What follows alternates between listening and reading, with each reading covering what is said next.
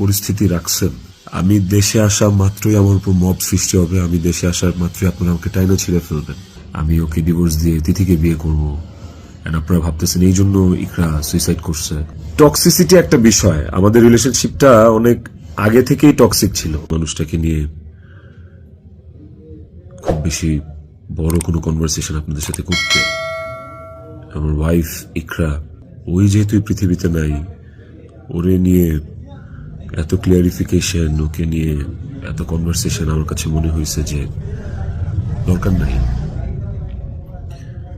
আমি বরাবরই আমার সংসারের ব্যাপার, আমার ঘরের ব্যাপার আমি ঘরে রাখতে পছন্দ করি।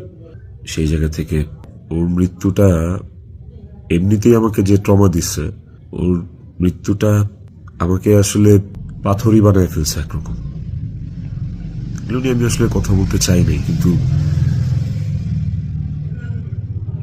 আমার কাছে মনে হয় যে আপনারা গল্পের একটা পাতা পড়েই পুরো গল্পটাকে জাজ করতেছেন, একটা পৃষ্ঠা পড়েই পুরো গল্পটা সম্পর্কে আপনারা আপনাদের মনের মতো করে যা খুশি বলতেছেন।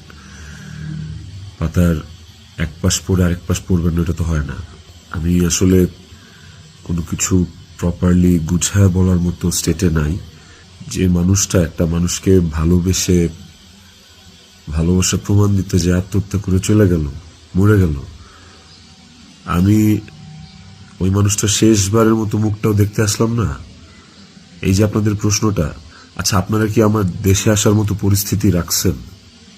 হ্যাঁ, আমি দেশে আসা মাত্রই আমার উপর মব সৃষ্টি হবে, আমি দেশে আসার মাত্রই আপনারা আমাকে টাইনা ছিঁড়ে ফেলবেন।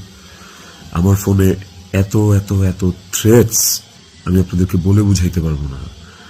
আমার কাছে এমনও ইনফরমেশন আসছে যে এয়ারপোর্টের বাইরে লোক রেডি করা আছে, আমি যাওয়া মাত্রই they will gonna hit me, they will gonna kill me.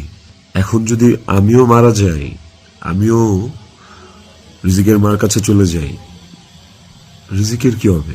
আমার ইকরার শেষ মুখটা আপনারা আমাকে দেখতে দেন নাই, আমার ইকরার শেষ মুখটা ইকরার পরিবার আমাকে দেখতে দেয় নাই। 16 বছর সংসার করছি, 16 বছর একটা শত্রুর সাথেও যদি কেউ এক ছাদের নিচে থাকে, সে মারা গেলে তার চেহারাটা দেখার জন্য ছটফট করে মানুষ। আর আমার বউ ছিল, আমি ভালোবাসা তার বিয়ে করছি, ওই মানুষটা মারা গেছে, তার শেষবারের মতো তার চেহারাটা আমি দেখবো না? আরেকটা যে বিষয় সেটা হচ্ছে যে কিছু স্ক্রিনশট ঘুরে বেড়াচ্ছে ফেসবুকে, সোশ্যাল মিডিয়াতে, যে ওখানে লেখা আমি ইকরাকে বলতেছি আমি ওকে ডিভোর্স দিয়ে তিথিকে বিয়ে করবো।